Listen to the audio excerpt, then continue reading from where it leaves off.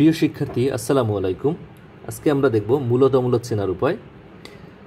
একটা জিনিস মনে রাখলে মূলত আমরা সহজেই চিনতে পারবো। দশমিকের পর যদি ডিজিট রিপিট হয় সেক্ষেত্রে মূলত হবে, ডিজিট রিপিট না হলে অমূলত হবে। আমরা প্রশ্ন দেখছি, নিচের কোনটি অমূলত? অমূলত হবে যদি ডিজিট রিপিট না হয়। আমরা প্রথমেই দেখি 0.111 ডিজিট রিপিট হয়েছে। ডিজিট রিপিট হওয়া মানে মূলত। আমার প্রশ্ন হচ্ছে অমূলত, এটা উত্তর হবে না।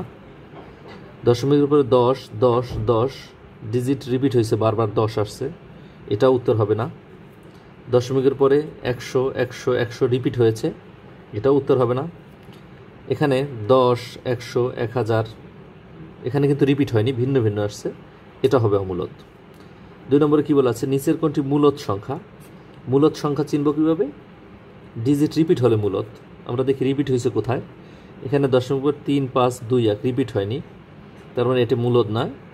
দশমিকের উপর 1 3 5 6 8 রিপিট হয়নি, এটাও মূলত হবে না। দশমিকের পরে 8 7 6 5 ডিজিট রিপিট হয়নি, এটা উত্তর হবে না।